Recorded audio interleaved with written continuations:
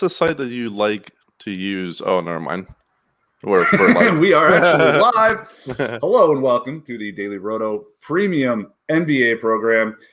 This is the Saturday, June 6th edition, but it's about the next couple of weeks. We are talking about the Eastern Conference Semifinals. Andrew Barron here, Christopher Pacheco here. Really, we just wanted to talk basketball. We haven't in a bit, and we missed it. And Pacheco, we're back, baby. How you doing, man? Nice to see you on video. I'm doing great.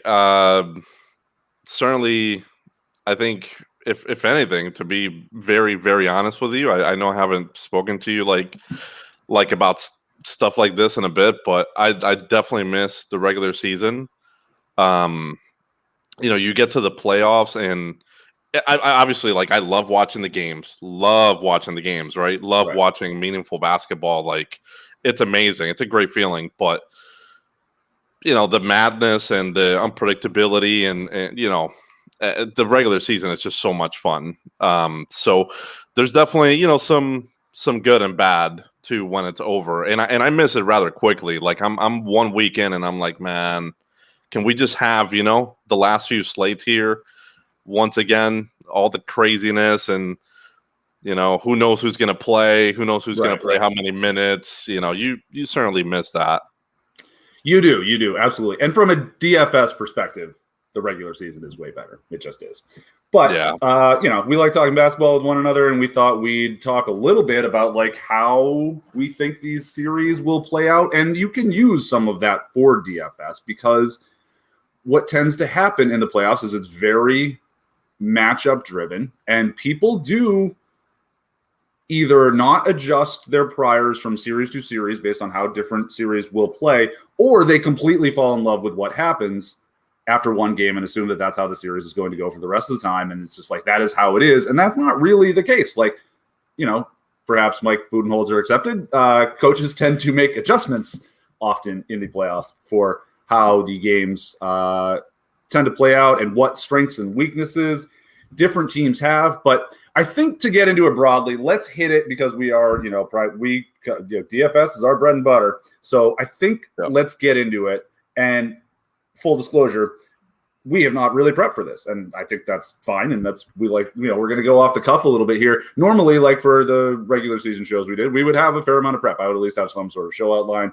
Yeah, we got nothing, but we're going to see what happens. And I think what maybe the best way to start would just to be let's do what Pacheco does and talk about the rotations for this epic series that is about to happen between Milwaukee and Brooklyn, and what we think is going to happen. Maybe if there's any value you see right off the top, and maybe I'll counter with some actually from a real basketball perspective, this guy's not going to be able to play like that kind of stuff. What do you think?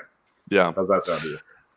It's completely fine. I think that's a good starting point. I think that on the macro side of things, I think this is certainly the best playoff series remaining in terms of talent on the court, team strengths. I think this is the best playoff series. And frankly, I'm kind of bummed out that we get it in the second round rather than the Eastern Conference Finals or the Finals. But really, this is the best basketball series. I think you would agree with that. Yeah, I think these are the two best teams. The Clippers' ceiling is just as high as these teams, but they are so inconsistent, it's maddening. They should be just as good as these two teams, but they're not. And I think these are the two best teams. So a lot of people are, I think, calling this as the finals because the winner of this will clearly be the favorite to win the finals. Yeah, I have been high on the Clippers just like you have since the formation of this team last year. But, you look at this team now in the first round against Dallas and the way that they're struggling to really close us out. That's a really big red flag. Even if they just go through the next round, which I am expecting them to do, the fact that they're struggling like this against Dallas, who's really a one-man show, is a really big concern. So, I think Bucks and Nets is the marquee series, the one that everyone wants to watch. So wanted to put that out there. I think in terms of rotations for Brooklyn, what you're going to see that I don't think you saw at all last series against Boston is the emergence of DeAndre Jordan. He just didn't play at all last series. I think in this series, he's going to have a role. How big of a role, I think, is just going to come down to game flow and the things that are happening out there. But really, Andrew, without Jeff Green out there for Brooklyn, I really do believe that they're going to need DeAndre's defense against Giannis. They really can't do Kevin Durant, for the game. They just can't do that. No. And Durant, frankly, is their best defender. So there's that. But I still think that DeAndre will have to play a role in this one against Giannis. And I think in DFS, that is something important, especially for showdown slates or these smaller slates that we're about to play. I just think that there's going to be some variance to his minutes. I think we could see him start. I think there's a potential for that. But his minutes aren't going to be consistent, right? But if you look back to the regular season, in these matchups specifically, like I think they played back-to-back games against each other. They did, yeah, right, and they were like incredible games. DeAndre started both of those games, and that was like two of the last games he started rest of the season. So I think that's kind of signaling to us that he's going to have a role in this one. Right, they just have no one else that can even remotely credibly give Giannis a problem. And DeAndre Jordan is not like a great defensive player necessarily anymore. Like if he was in a series against a team with a ton of shooting, which to be fair, Milwaukee has some shooting. So like this is the fascinating part is like, do they go to that? And when they're hitting their shots, it's like DeAndre immediately yanked. The problem is like what DeAndre is still good at defensively is being big. And what you need to stop Giannis is to be big because Giannis is bigger and faster and stronger than pretty much everyone in the league. He can't shoot at all, but like if he's going to the basket, if Kevin Durant is the guy that is nominally supposed to stop Giannis, like Kevin Durant, I mean, I hear you. He is, and it's a bit reputationally, it is a bit more, he's a good help defender because he's so long, he can come block shots. He also weighs like 25 pounds less than he did when he was like kind of killing it for the Warriors and like putting him on his back as a defensive player, as a guy there. And, he needed to do that because he's had all these leg injuries.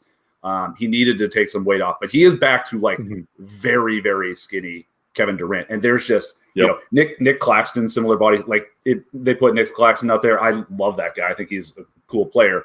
Great for like a switching style, which Brooklyn likes to do, but Giannis will just go right through him. So DeAndre is kind of their only option. And I think the Jeff Green loss is really big on both sides of the ball for Brooklyn. Because the other thing about this is like they have the three of the four, DeMar DeRozan being the other one technically of the four best isolation players in basketball. So like at a certain point, it's like, is their offense just kind of unstoppable? But it's better considerably with Jeff Green out there because when Jeff Green is out there, he can stand in the corner and have to be guarded out there. And now when they close, it's going to be, who cares who it is? It's probably DeAndre. It might be Bruce Brown. It might be, it's probably not going to be Blake Griffin. I don't think is going to play much at all in this series. But if it's Bruce Brown or DeAndre Jordan, then Brook Lopez can play. And Brook Lopez can stand there at the rim and do what he does, which is just deny layups. If Jeff Green's out there, then Brook Lopez is guarding Jeff Green most likely or whoever. He's kind of guarding someone in the corner. So if Kyrie, Harden, really Harden, if he beats his man, then he's got an open path to the bucket. If Bruce Brown is out there closing with them, which I think he will be, then Brook Lopez is going to be waiting there for Harden. So it becomes a floater instead of a layup, which is a tougher shot. So I think it's a big deal in largely also that I think Brook Lopez is going to be able to play more than I initially expected Brook Lopez to be able to play in this series, if that makes sense. That does. I'm sure that was going to be a topic for us at some point because, in this series, the way it shakes out, you would expect PJ Tucker to play, certainly a big role, given that he'll be on Durant quite a bit. Yep. Durant still just absolutely had his way against PJ Tucker, but like it's Kevin Durant. The best thing you can do with Durant is like make him work. PJ Tucker can do that, but he's also like 10 inches shorter or something. You know what I mean? Like it's absurd. Because Durant's but he's got that Kyle Lowry. PJ Tucker is like the forward Kyle Lowry, where he can guard guys that are twice the size. For sure. Incredibly. No, for sure.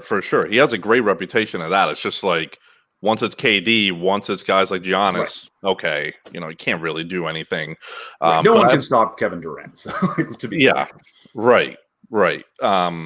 So I think that to your point of Brook, I do expect them to at least hold on to a role of minutes in the 20s in a good bit of these games. Whereas with Jeff Green out there, I don't know if I could. I don't know if I would have been able to tell you that. Yeah, Brook can't close if Jeff Green's out there. He can't. Yeah, for sure. So we'll see. We'll see if Jeff Green can give it a go here at some point. But it's certainly not looking good. To your point on Blake, but look, take this for whatever it is, DFS, whatever, prop betting, however you want to call it. But from what I saw on him last series against Boston, he's basically being used as they bring a lot of pressure to one of these isolation players, and then Blake just kind of doesn't stand in the corner, but he just like either picks and rolls to the basket or like is that guy that's just cutting to the basket and like making a layup or dunking. Like his usage rate is non-existent. His assist rate last series was pretty good for the most part, but his role has evaporated, right? Yep. And then here comes the minutes against this Milwaukee team that frankly I'm just really this matchup just feels horrible. So I would rather see DeAndre start because I think that makes things a little bit easier to project, I think, on our end.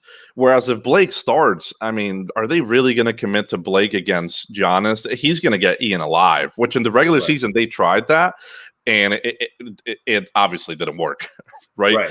Because whichever one of them you put out there, whether it's Blake Griffin or DeAndre Jordan, I will listen to anyone's argument. Yeah, Blake Griffin's a better offensive player than DeAndre Jordan. Doesn't really matter because what Blake's role will be. Either of them offensively are just going to get wiped out by Brook Lopez because Brook Lopez is going to stand at the rim and not let them do what they want to do, which is get near the basket. Blake's a little bit of a better passer, I guess, whatever. Doesn't really matter, but DeAndre can stand at the rim and be a problem for Giannis, and Blake can't. That's really what it comes down to. Also in transition, he can do just such a much better job against Giannis just because of that size, that we're talking about. I think it's going to play a big role. So really, don't be surprised if DeAndre starts either tonight or really. If they struggle tonight, next game, I think they're going to have to make that switch. Challenge with DeAndre, right, is on the opposite side of that, which I have read. I don't know if you know who Matt Moore is. On failed number one pitching prospect, Matt Moore? On Twitter? No, not that Matt Moore. He's a writer, and I mean I follow him on Twitter. He's a great follow, and he was familiar, honestly. Yeah, I am pretty darn sure you recognize him if you see his profile. I probably follow him on Twitter. I just hate Twitter, so I don't spend a lot of time on it. So he was obviously making the great argument that, okay, you put DeAndre out there and then, and these pick and rolls and he has to drop.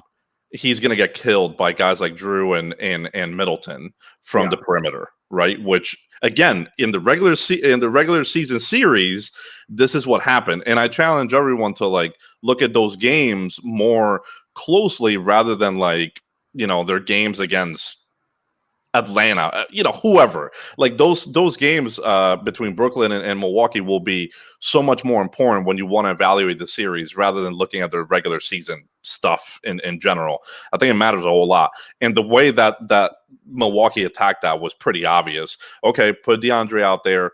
We'll just hunt him. We'll just hunt him in the perimeter, which I think will be a thing if he's out there too.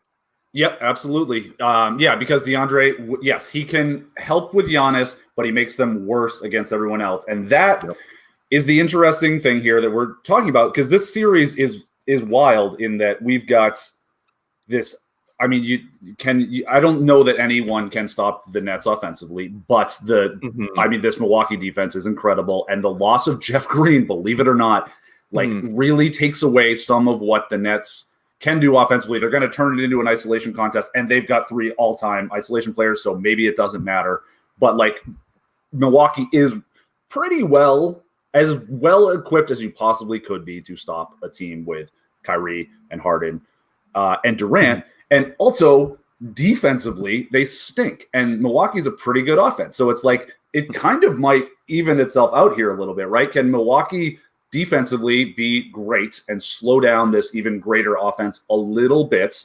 And then can their really good, borderline great offense become great against this atrocious defense? And I think that that's probably a yes on both of those, which is why the series is a bit, I think is actually pretty close. I think it's going to be interesting.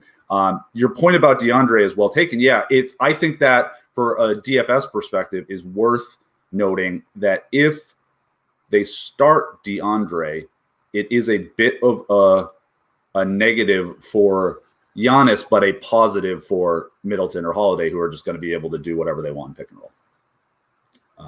I think I really believe that, but I think that they're going to need that too, if that makes sense. You're going to have to take some negatives here. It's if they had Jeff Green, right? I think that's the best fit, but they don't have him available right now, and I think it's certainly going to hurt. To your point on Milwaukee defensively, which I think, defensively they're great, right? I frankly don't think it's going to matter in this series here against Brooklyn because they're just so darn talented. The thing that a lot of people don't talk about is their offense. Milwaukee averaged 120 points per game this season. Yeah. Can they match Brooklyn offensively on paper talent wise? No, I don't think they can.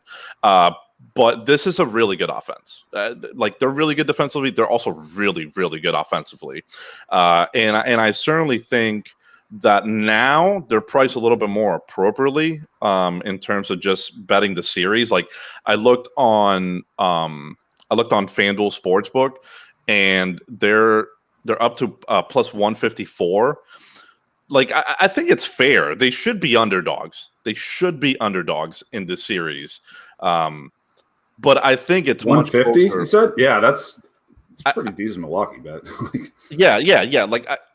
I think it's priced mostly appropriately, but if you were to take it, I don't think it's bad whatsoever. I think this is going to be a much closer series than maybe the Nets backers can attest to, just because the Nets are so potent offensively. But I think it's going to be a really close series. I certainly think it's going to go the distance. I don't think anyone's going to sweep the other. And I certainly see it going 6-7. I mean, isn't that what you think as well? I'd be pretty surprised if it goes anything, lower than that. I think so. I do think there is a range of outcomes where, because we haven't seen a ton of this Brooklyn team with all 3 of them. There is a world, some sim here where it's just oh God, we didn't realize how unstoppable this is. This is the best offense we've ever seen. I think that's possible, but no, I think I think the median outcome or whatever is that it's a long series, and plus 150 implies that the Nets are 60% to win. I don't think that's the case. I'd say 55 or whatever, but so I think that there's some value in betting Milwaukee for sure. Weren't you at least kind of surprised at not Miami kind of being fraudulent? Because I think we expected them to not be who they were in the playoffs last year. I think that was a reasonable expectation for Miami this year. Getting swept, no. I certainly did not expect that. But Milwaukee handling that the way they did, I thought was pretty impressive. I think so too. I think that the big thing from last year was that Jimmy Butler and Tyler Hero had career shooting times against that. And if you can't shoot against Milwaukee, you are just dead in the water, because they are ungodly good at protecting the rim. They have Brook Lopez standing there, and then they have freaking Giannis coming in to help. So they're the best rim protecting team of all time, probably. They certainly were in the regular season last year. This year, their defensive rating during the regular season wasn't spectacular by any means, but it was also because they were dicking around a lot. They were practicing switching. They can switch credibly now, and that was something that got them in trouble against Miami last year. And it was just, Dragic was the only one who could do anything against them in the first round because Jimmy can't shoot. Like, we have a long career, sample of that. And he's relying on getting to the rim and getting fouled. And that is like the Milwaukee defense ethos is we will not allow layups and we won't foul. Do whatever you want elsewise. Go ahead and take threes. Jimmy won't shoot threes. Tyler Hero can't actually shoot, turns out. So Dragic was the only one. Bam can't stretch it out to three. So, like, Dragic was the only one who had a series against them. Dragic was also notably bad this season. It he had a tough series. He was just kind of bad the whole season. He is getting old too, and he was coming off a big injury. Remember, in that playoff run last year. Not to get too far off topic, but I thought Milwaukee was going to beat Miami last year. For sure, yeah. And really, what it took was playing the main guys big minutes, which Budenholzer just refuses to do, which I thought was pretty stupid.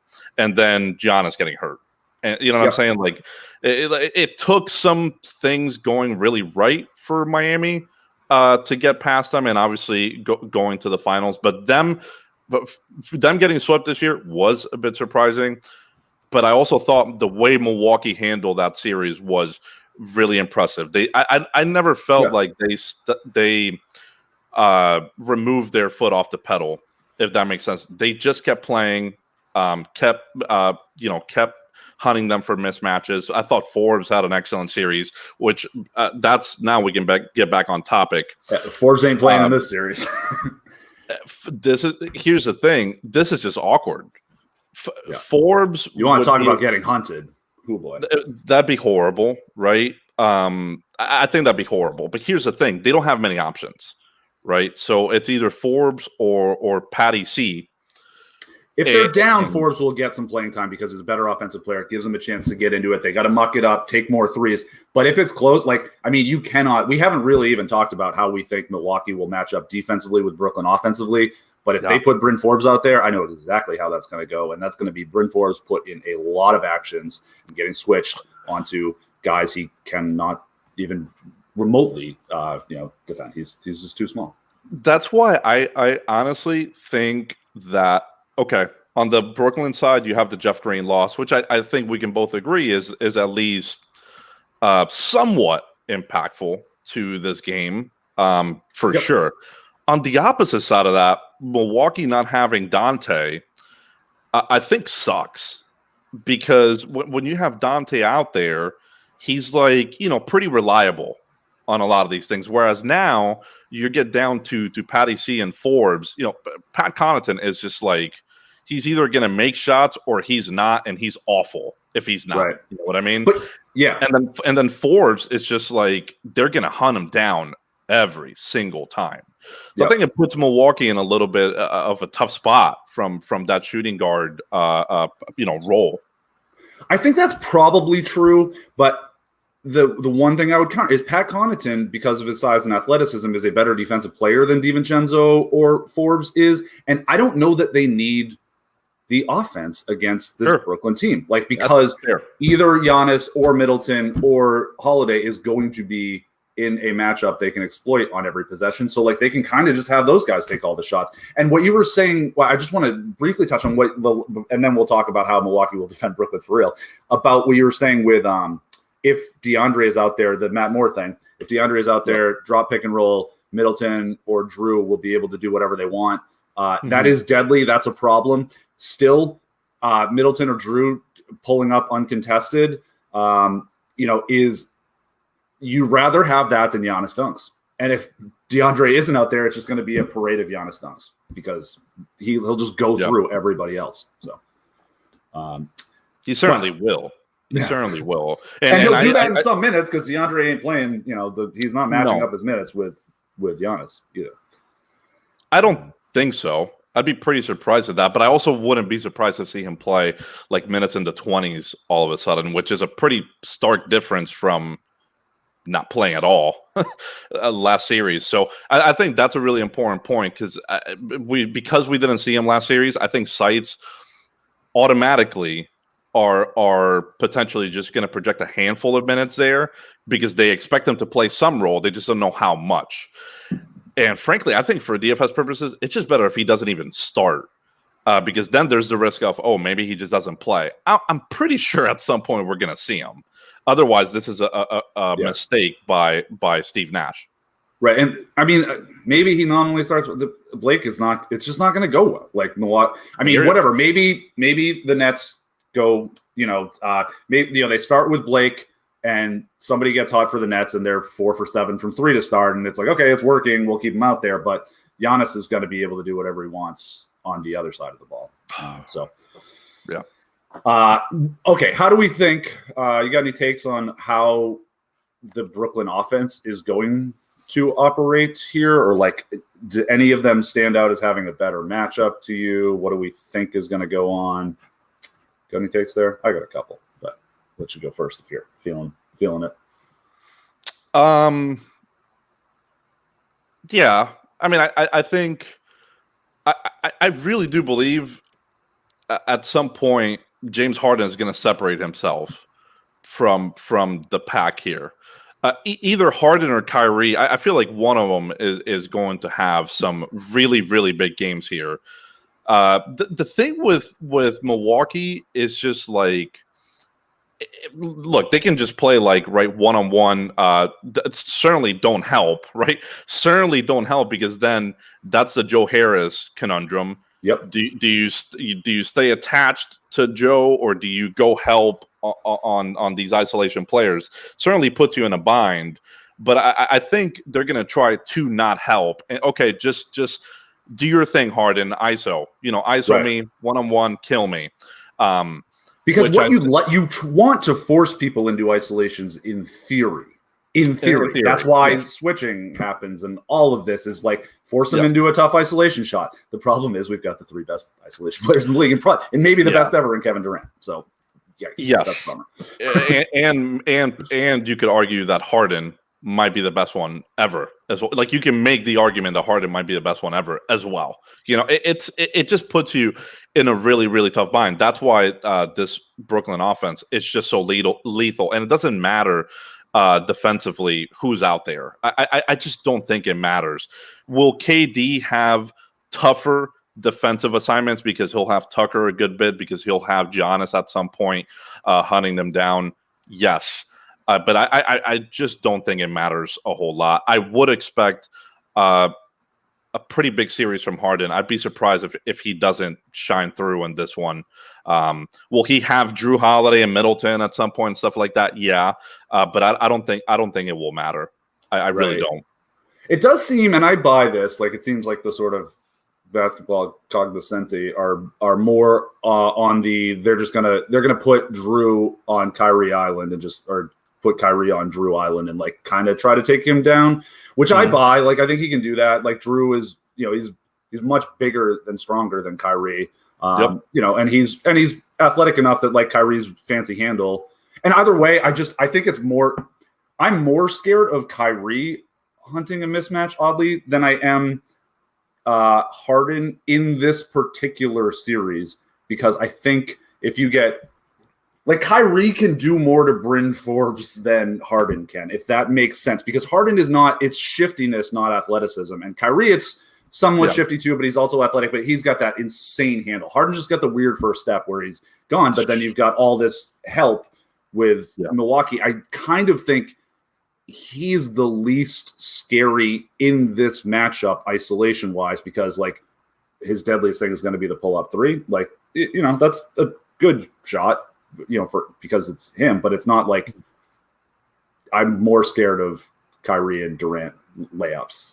Oh, really? So you would argue against Harden having a big series? No, I think he can still have the big series because he's going to be the point guard and he'll have the ball in his hands all the time. But I think, it'll be a fair amount of diming up. Like, what do they do? Or do they just park Middleton on him and let him try to beat him? Like, and then Lopez is there at the rim, so he's either got to take that pull up or shoot a floater. Like, I think that's more of what he's going to do. And like, I'm not as scared of that at this point as I am of, Kyrie or Durant getting into something they can really cook with. I mean, Durant, let's be clear here.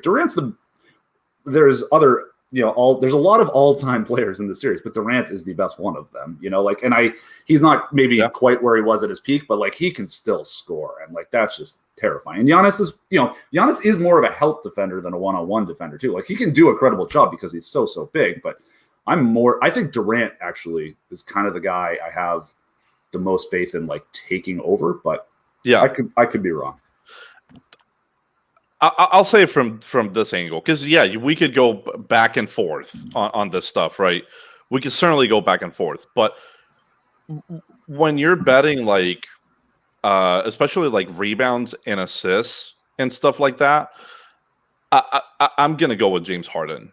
His assist rate was consistently in the 40s with those guys. Like the peripherals for him just strike me as consistently bigger than the other guys, and most of that is because he has the ball in his hands more. He is the point guard in this offense, and if you look at last series, when I was just evaluating the rates altogether for these teams, and Kyrie and KD's assist rate really, really dipped to new lows that we hadn't really seen in the regular season, whereas Harden was consistently in the 40s.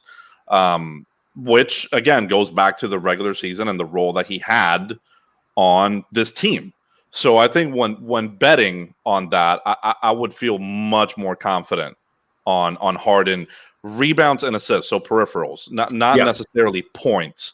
I think Durant still has an edge on that, especially on the opportunity side. His usage rate, it's the biggest on Brooklyn, and it's been pretty consistently over 30, which I think certainly helps him because he's also a really efficient player, right? So it's 30+% usage rate on a very efficient player. That bodes well for him. I 100% agree with that. And I do think it's probably a little bit of narrative. I mean, obviously Kyrie and the Celtics do not have, the players, they're all fine, but Kyrie does not care for the Celtics organization. I do think there was a little bit of narrative where they let him do it more, but also he was able to because that matchup against Boston, they didn't really have anyone to guard Kyrie. Marcus Smart, whatever. He was not as good this year, and he's not the quick guy like that, like Drew is. Drew is a much tougher matchup for him. So I think that sort of out of necessity, I could see Kyrie's usage going a bit more towards Durant. I'm with you. I think the overall peripherals for Harden are the strongest, and he would be the guy. But I mean, in DFS lineups, I'm probably being like on 2-game slates, I'm saying exactly one, Harden or Durant for the most part. And then, Giannis is going to go nuts. The other thing, if they even if they start DeAndre, I don't really see them closing with him. I don't know. Maybe they could. I guess they have. But if they don't, then there's also the Brook on the offensive glass. Like there's no, Brook has actual usage upside here because if he's got Durant's guarding him in the post or whatever, he can go right through him too. And he can out rebound, Blake isn't taking, he can, that I think is another avenue Milwaukee has to actually win the series is if they just go nuts on the offensive glass because they are a lot bigger than Brooklyn, a lot. Yeah, listen, for as good, we talk of Brooklyn offensively because we have to, because their offense is just stupid. It's dumb. We really haven't seen this before, this collection of players like this. We've never seen it. But this is a flawed team in a lot of ways. And I think that's why there are some angles to bet Brooklyn here, and if you're bet Milwaukee here, and here's the other side of that. If you're betting Milwaukee to win this series, you certainly should bet them to win it all. You certainly should, because I think now with Embiid, hurt, and it doesn't look like an injury that's minor whatsoever. And then in the Western Conference, I just don't see anyone stopping these two teams. So I'd have some correlation there of if I'm betting Milwaukee in this series to win, I certainly will want to bet them long and win the title. I'd hope that you were doing that already in the first round. Yeah, I think so too. And I mean, there are a lot of people, Milwaukee's a 4-point underdog in this game. I would start there, dip my toe in, and just bet Milwaukee on this game. I think that's kind of the way to do it. You generally get better game to game. I think Haralabab or somebody said, this is like a gambling adage. Like the series prices generally are not as good as your betting game to game. So just start taking Milwaukee each game if you want. And I think that does make some sense. I'm not sure what their money line. What's a 4-point spread imply for a money line? Do you know by any chance? Isn't it like -1 in the -180s? Okay. Isn't that what it is in here? I don't know. That's why I asked. I believe you, but I would start bet. Milwaukee at some plus money in this game is probably where I would go to start like betting this series. I think if I we're going that way, which I am. I think that Milwaukee's got a chance, and then if Brooklyn just dominates them, which is very possible, if it's like, oh well, whoops, never mind, you can't stop this offense. There's nothing that can be done about it because that's the thing. It's like this Milwaukee team is about as well equipped to stop this Brooklyn offense as anything. So it's like, can they? And no, they won't be able to entirely, but can they stop them? Can they stop them from having the 140 offensive rating or whatever the hell they put up against Boston? Can they put them at 125 and then match it on the other end because they are getting dunks from huge dudes all of the time? I think it's possible, but this series, this is the Denver Portland one, right? Like I talked about it a fair amount in Slack. We didn't do a show for it, but that Denver Portland series was just absolute fireworks. Like those teams could not guard each other at all. It was very clear from the beginning that they were not going to be able to. And I think that there's some potential. I think that this is that series this round because like Atlanta Philly, which we're going to transition to in a minute here, that's going to be a defensive series. I think regardless. Here's a question I have for you. Please. Both of these matchups in the regular season, the ones that they went back to back, right? In one of these games, they were able to beat the 240 total. Okay. So I think is what it is in this one. So that's 120s for both teams, 120 offensive ratings for both teams, basically. Yeah, like it's like a 122 to 118 game, essentially, is what they're calling for tonight. Kind of something like that. So in one of those games, they were able to beat it, and the other, they just it was a 117, 114. Do you see any value in betting that and betting the over 240? I certainly feel it feels bad to do the under with these two teams. Does that strike you correctly? Yeah, absolutely. So the other thing about that too is I forget who didn't play for Brooklyn, but they did not have all three guys. Was that when Harden was hurt? I think that was when Harden first got hurt and KD first came back. So he wasn't totally 100% either. Yeah. So in one of those games, I don't see Harden. I'm gonna check the first one. Yeah, I don't see Harden on both of these games.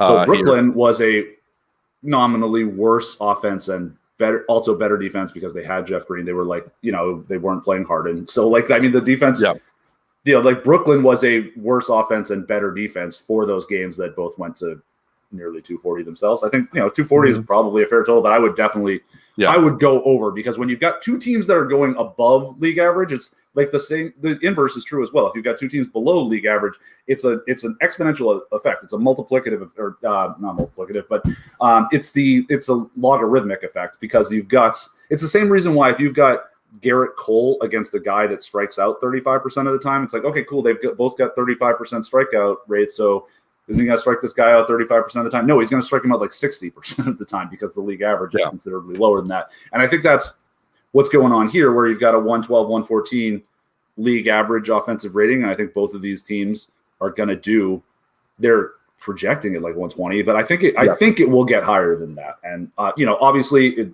they don't shoot great or they get tight or Giannis misses a ton of free throws. There's plenty of outs for it to hit the under. But I think, over the course of this, if you play this tonight's game, 100 times, it goes over more than that you need to beat the VIG.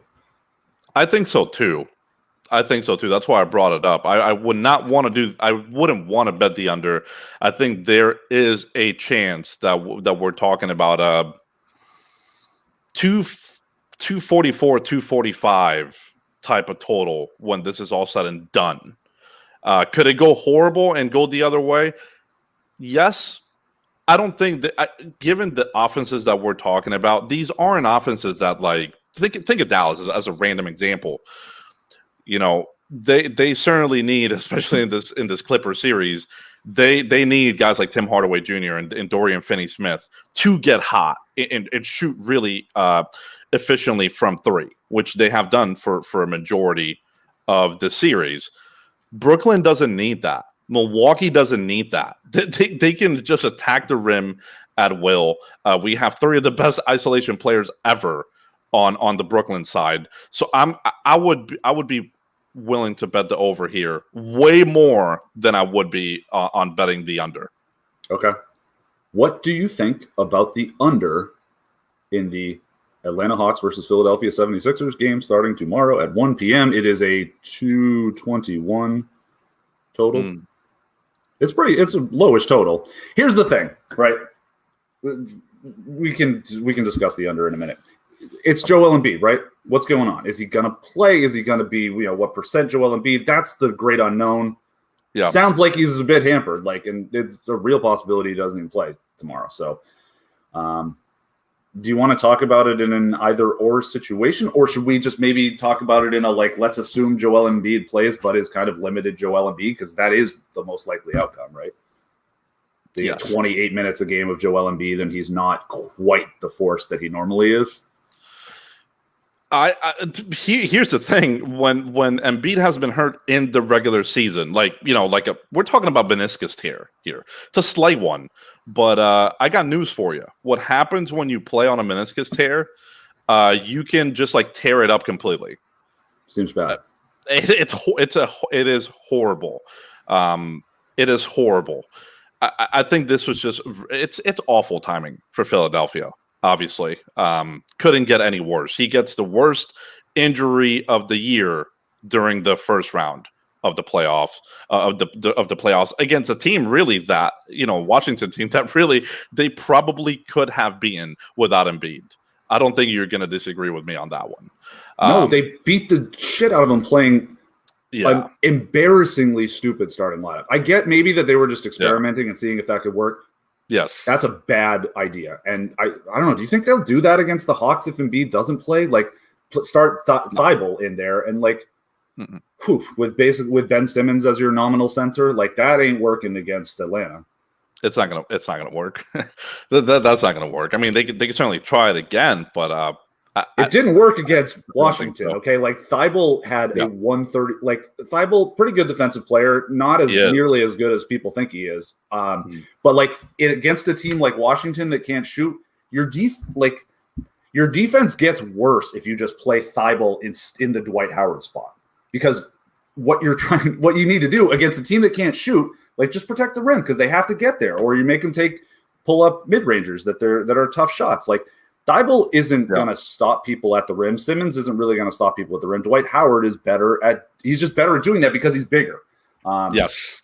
And Thibault is, he's okay. He's a Covington type, he's not the greatest one-on-one guy. I think he can get there. But having him in a lineup without a center, I just don't think makes a lot of sense. And he was the only guy he had the lowest plus minus of anyone that played double-digit minutes for Philly. It just, he put the rest of the starters put up a 115 defensive rating. He put up a 136. That's not his fault. That's the fact that they tried to put him out there in a lineup without a center.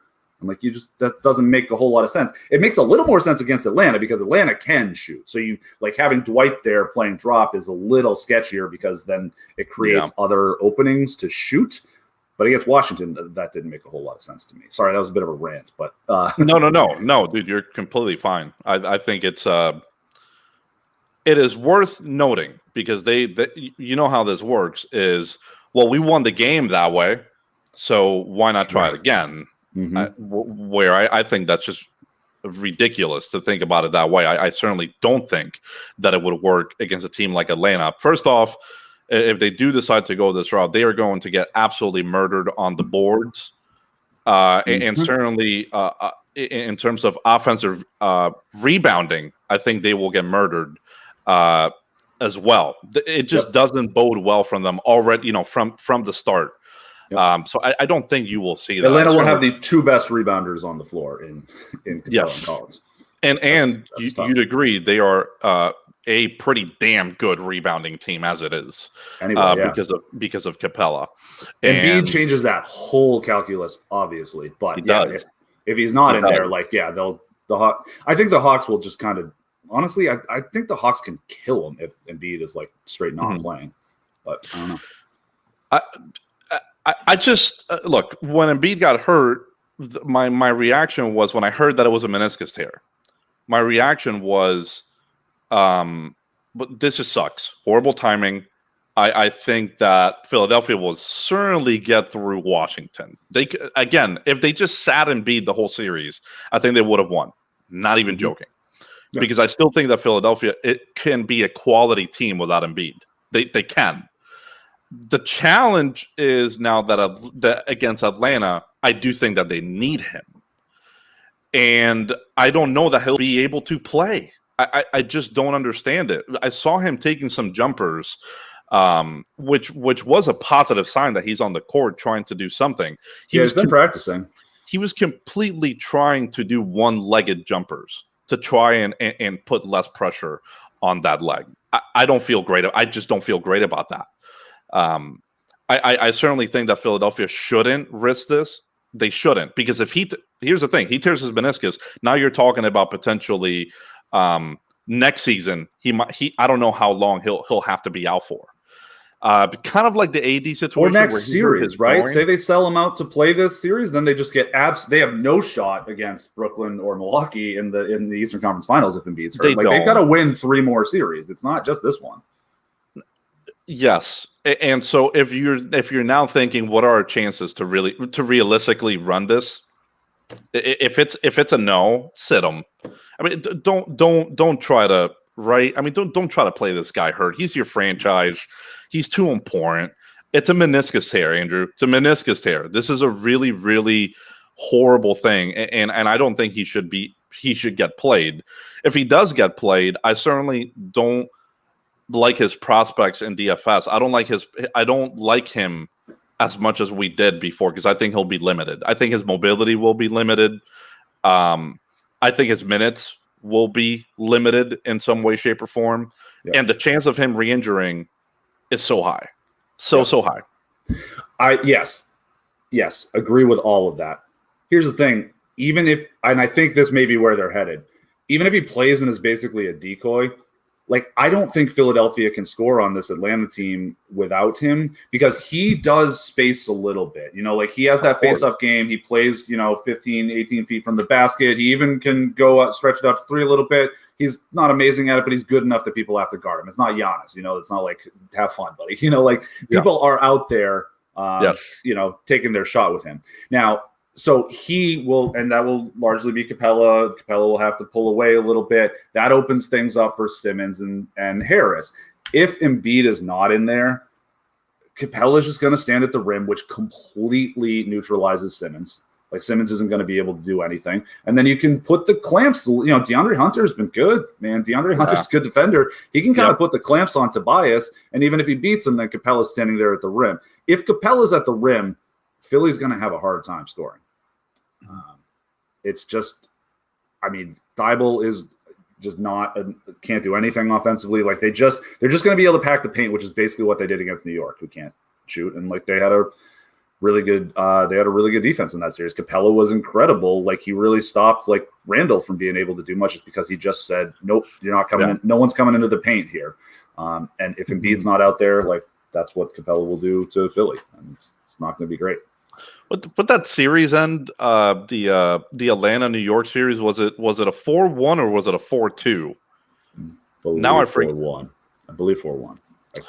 Yeah, I think that I think the first thing I would say was I was a bit surprised that the series went that short. I thought the Knicks would be able to capitalize a bit more on their home court advantage and stretch that series out to at least 6. I certainly had my question marks on them because I think you and I can both agree they had a good bit of sun running throughout the regular season, and also just the way that the Eastern Conference shaped up this season. You could have a very professional like New York team, which I thought that's what the Knicks were, and then the bottom end of the Eastern Conference was just in shambles. Boston missed out on Jaylen Brown for a good bit there, and they were just a disaster themselves. Some of the other teams there were Charlotte, Indiana, who had to battle with a lot of injuries and some drama with their coaching staff in the latter portion of the year. You also had Washington as the other team there that was battling out for the lower end of the Eastern Conference. Chicago, Toronto, which at some point they just decided, let's just tank, let's just rest our guys and stuff.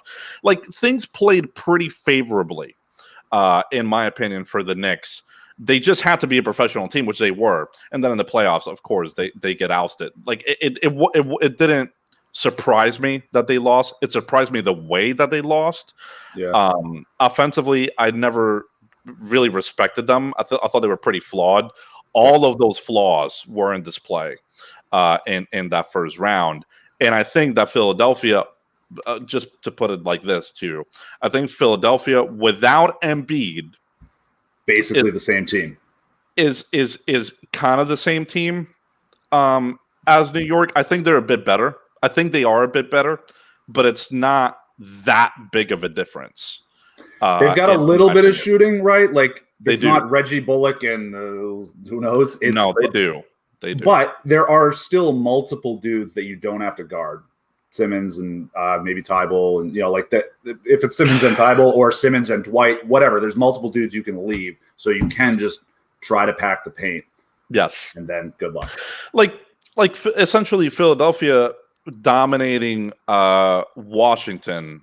Let's just call it what it is. That's not surprising. No, Washington was really bad. Like, they had a nice run at the end of the season. Beal and Westbrook are professional guys. They are good floor raisers. Yes. That team was never a playoff team, really. I mean, dude, I love Westbrook. I love Russell Westbrook. That team is incredibly flawed.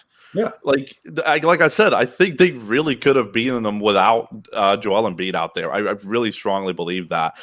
Dwight Howard actually to brag here. Like, Matisse Thybulle had that 136 defensive rating in that game, which was like, okay, the defense is going to be. Dwight Howard 82.9 defensive rating in that game. Like, here's the thing, man. I still think that Dwight can be a plus player. If a team can't shoot, absolutely. Yes. But then here come the Hawks. Yep, they can.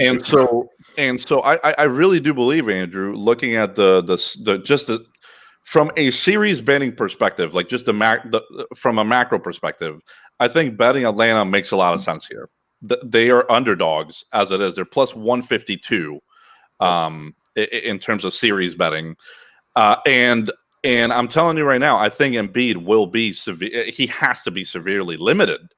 And I don't know how much this is taking it into account, but I don't really care. If Embiid is going to be this hurt, perhaps this is one of the easier bets remaining, in my opinion. I think Atlanta is pretty underrated. I thought what they did to the Knicks, I think of the Knicks very much like I think of Washington, a pretty damn flawed team. It's not that surprising that they beat them.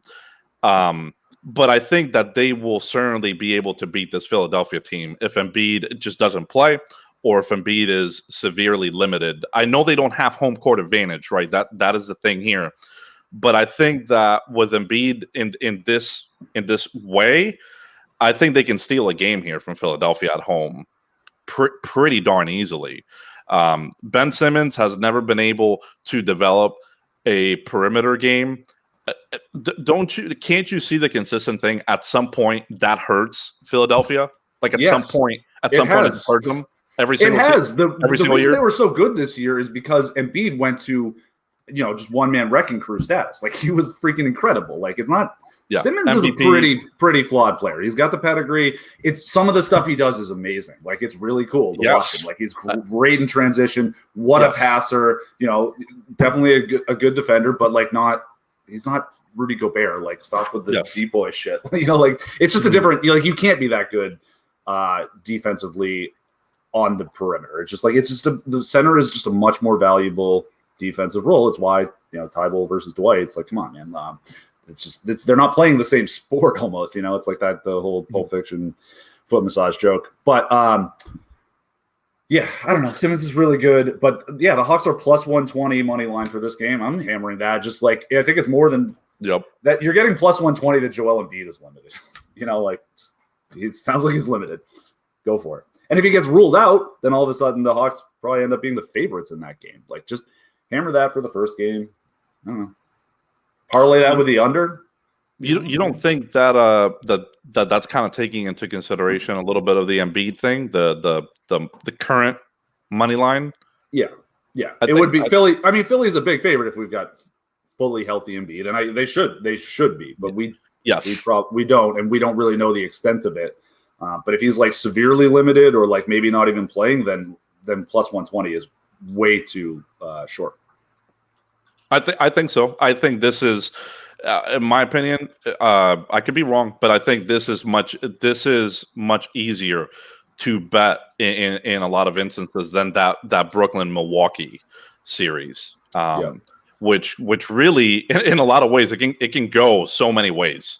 That series. This one, I just feel so confident that Atlanta will be able to do their thing if Embiid is limited or just can't play. And I'm leaning towards they really should just shouldn't play him. We could see like an AD situation here where they do play him in that game tomorrow, kind of test him out, see how he's doing, and then he just can't keep going.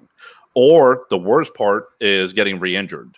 I think that's live, and I hate to say that. I hate talking about injuries, but that's just the case with a meniscus tear. You by playing, you are just simply saying, well, I'm willing to risk the fact that I could get re-injured here and make it worse, right? You make it worse that way. Like, you have to be ruled out at that point if you make it worse. So, another strategy here potentially, like, I think you're going to be able to tell very quickly by the first time Atlanta runs a Trey and Capella pick and roll. Watch where Embiid goes. Like, watch what he does. If he stays up at the level of the screen, if he's close to Trey still when this screen is happening, I feel like he's a little bit better. If he straight drops, if he goes DeAndre Jordan and just like drops 4 feet, he's hurt. He's hurt. Wow. And I would just like maybe hammer the in-game line then. Like, and that play will happen in the first like 2-3 possessions of the game. So I think it's going to be kind of easy to tell almost because like that's the thing with Embiid. Like, he can pretty much any dude that big, even Rudy Gobert can get exploited a little bit in pick and roll like that, especially with a deadly ass combo like Trey and Clint Capella.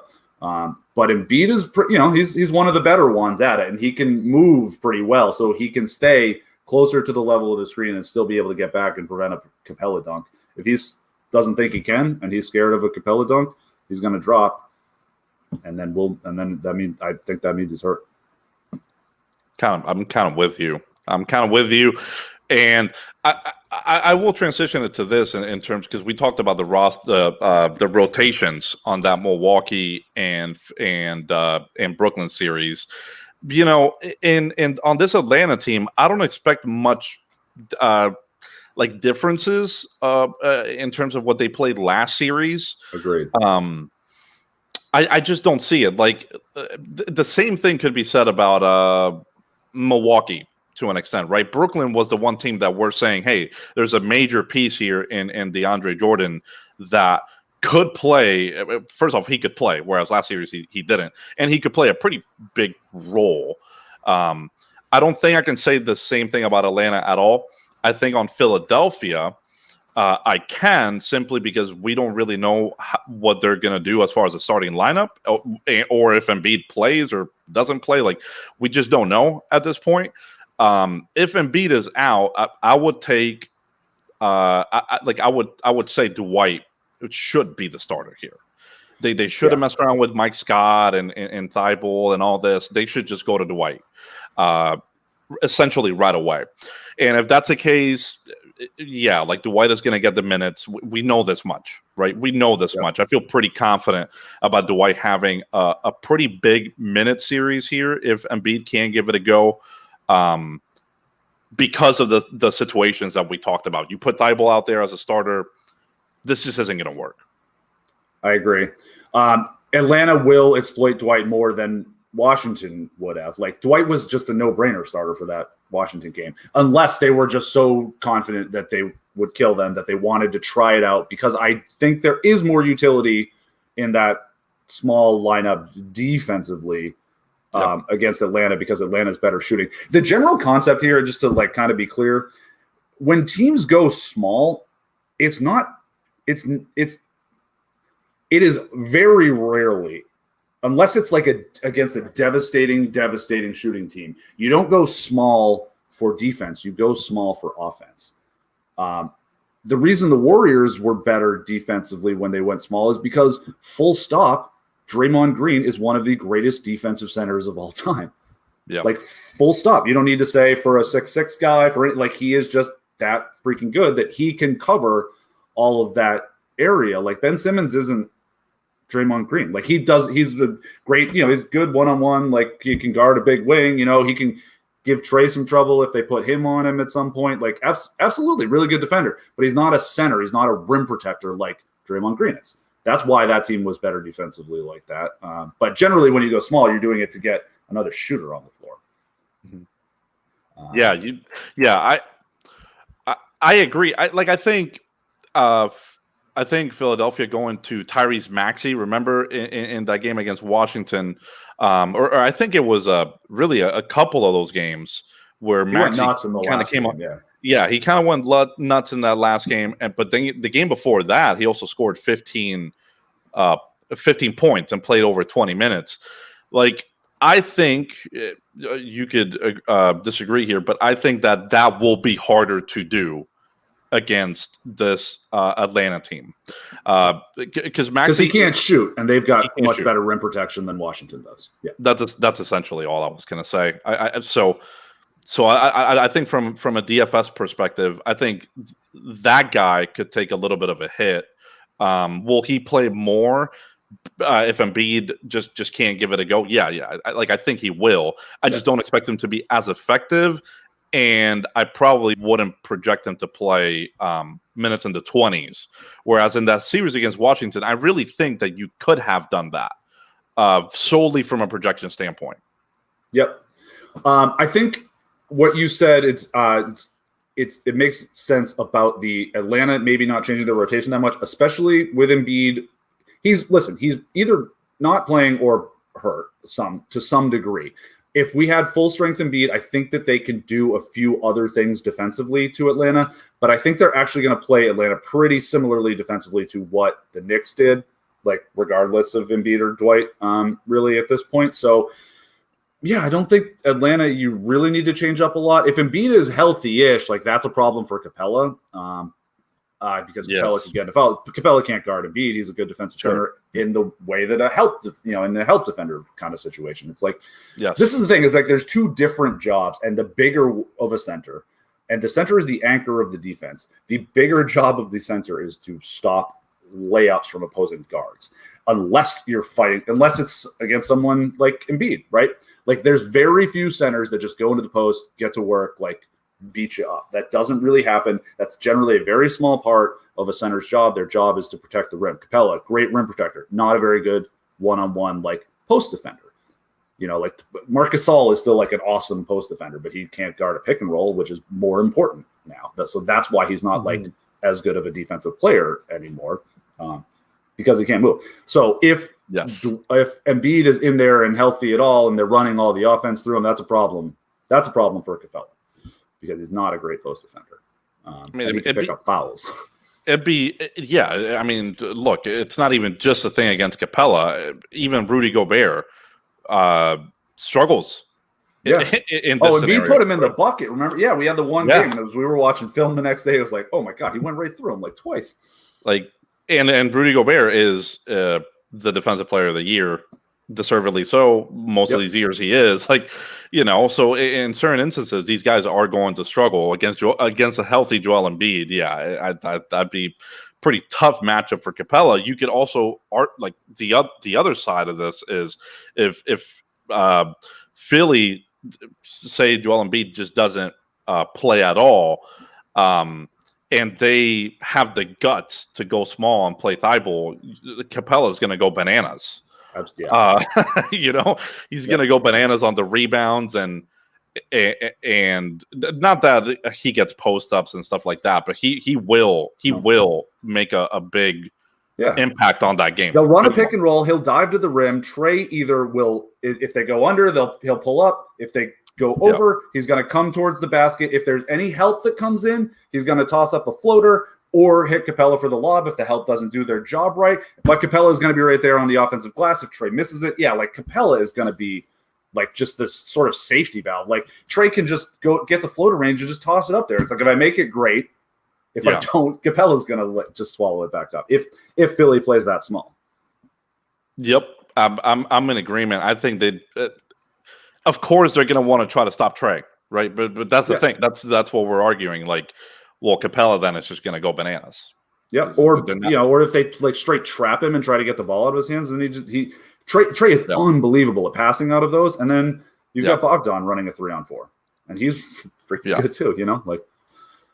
I think Philly's going to have a hard time stopping them defensively, kind of like the Knicks did. Like they did a credible job, but like Atlanta's going to be able to score on them. I'm not sure. I don't think Philly's going to be able to score unless they get healthy Joel Embiid, because they're not a good offensive team otherwise. Tobias Harris is fine, but like a lot of that benefit was because all the help got sent towards Embiid.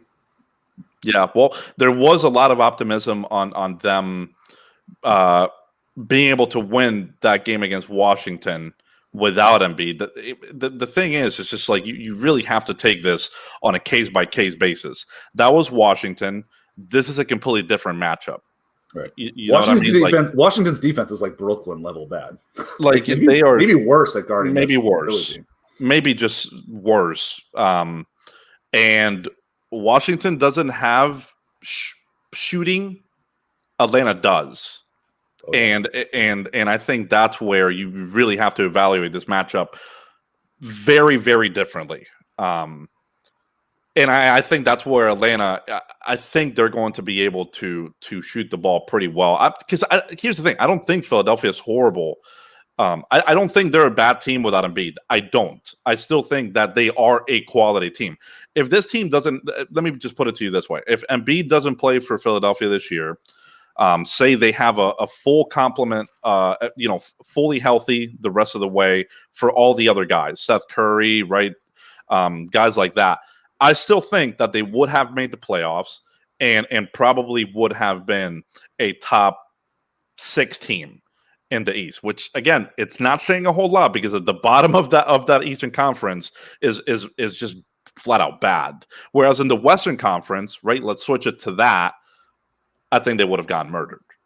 Oh yeah. I mean, like they probably would. You could have a good record in the West and still not get through.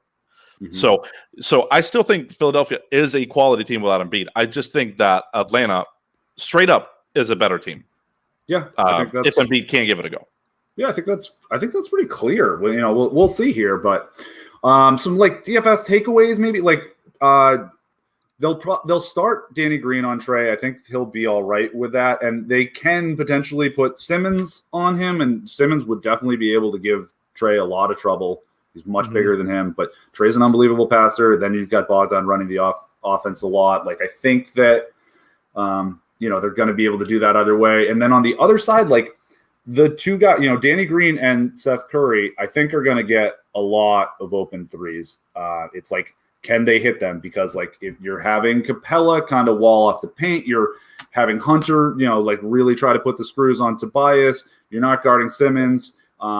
Simmons will set a fair amount of screens, like even off the ball, and like Green more than Curry is like an off ball like mover. But either one of them, and Trey will be on one of them, because they're the least sort of like terrifying. Like they can't do anything one-on-one really. They can't dribble much. So, but Trey is like not just small and bad. He's like also like is a space cadet. Like he loses his man. Like those guys will be able to run around, and I think they'll get a fair amount of open threes. So I would be considering like exactly one Green or Curry kind of situation, because I think they'll get a fair amount of shots, and whichever one of them's hitting them. Like I think that's kind of a way to go. I think that's the sort of the softest point of attack on the Atlanta offense. You can't win a game on that, but like you can help, and they're going to get opportunities. Yeah, I think so. In this scenario, would you be assuming that Embiid is playing? I don't really care. Okay, got you. I guess if Embiid is playing, it's a little less. It's not as good for them because then you've got there is potential usage stuff there, and then like the paint is open up more for Simmons to actually score. I don't think Simmons can score without Embiid, as weird as that sounds, because then Capella's going to worry about Simmons. Yep. Yeah, that makes a lot of sense to me. But he on the opposite side of that, like I do think that not having Embiid out there, but just in that scenario, because I think even if he plays tomorrow, you could still see some games here where he just can't play because of his injury, right? So in that type of scenario, I do think that Tobias and Ben and Simmons have benefited a lot in terms of opportunity. Tobias's usage rate has risen a good deal. Like we're talking mid to high 20s at the very least from a medium projection standpoint. And then Simmons is able to have the ball in his hands more, assist a bit more, rebound certainly a bit more. So those opportunities are open for Ben in that way. Still don't think the usage boost for him would really do him anything, especially in the series. I think he's going to struggle for that. But from a peripheral standpoint, I do think things open up quite a bit for Simmons. And I do think that just from looking at Embiid not playing this year, Seth Curry's another guy that has been consistently getting some good usage as well.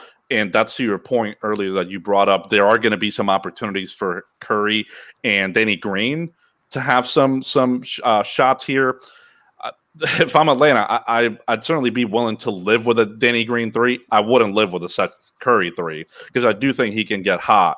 And I think that Curry can seal a game for them, if that makes sense, with the shooting. If that's the way that Atlanta's going to play it, I think he can hurt them in a big way. Whereas Danny Green, he is just so hot and cold. You know what I mean? Like, it just I don't really trust that much. But I do think Curry could have a big series here, especially if Embiid can play. The thing with that scenario is that you can also key on him a little bit easier, right? Whereas with Embiid out there, even just as a decoy, I think he will get more open opportunities. Yeah, I think that makes sense. You want to guess what Danny Green shot on threes this year? Yeah, I'll guess. Probably not going to be a good guess, but I'll say he shot. I am leading you here, I think. Like, what's Danny Green's reputation now? Is he old and dusty? What did he shoot from three this year? I'm going to go ahead and say he shot 35% from three. Nope. Sorry, I was trying to lead you in the other direction. He shot 41% from three. Dude's still a good three-point shooter. There's no way. There's no way. I'm gonna. He did. You see all the it. I know. I see it too. It's like he feels like every time you see Danny Green have an open three, he just bricks it. I think the thing is because he's wide open when he gets them. So most people hit like truly just like wide open threes. At probably a higher clip than that. But yeah, he shot 41% from three this year. Well, he is a career 40%. Dude, yeah, he almost won the Finals MVP in 2014. Like those first 2-3 games, he was just unconscious and was setting like 3-point records. And then went totally cold and didn't shoot another one for like the rest of the series, but they still waxed the Heat. So Right, but he was also, remember that series against Miami last year. He couldn't. He like, it was tough to watch. It was. It was tough to watch. So maybe my mind is taking me to those type of playoff moments. But you are right. Lakers fans were not sad to see it. Lakers fans were not sad to see him go. But his career, Yes. you know who he strikes me as a little bit, and we'll talk about him more on Monday. Jay Crowder. Danny Green and Jay Crowder every year. Like, those guys are winning players. Like, there is a reason those guys go really deep in the playoffs, like, every year. You know? They can shoot, they can space the floor, they can defend, it's different positions. Danny Green was a sick defender back in his day too. Like, he's pretty good now. He's pretty good still. But he's 35 or something like that. But my goodness. I don't know.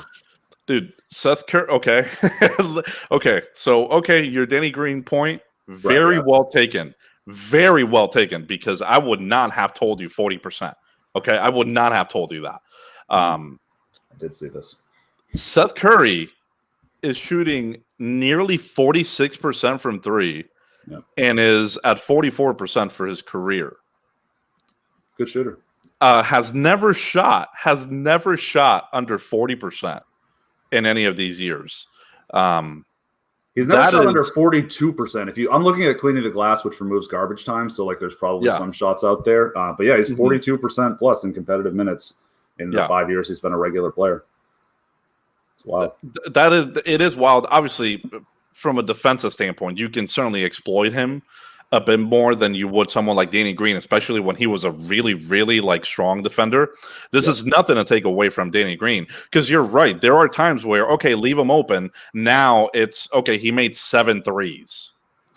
And we lost the game, right? So it is tough. But Curry it feels like he's just like his brother to an extent, like automatic, almost from three, which I can't believe I'm even comparing him to his brother. But that's how good he's been.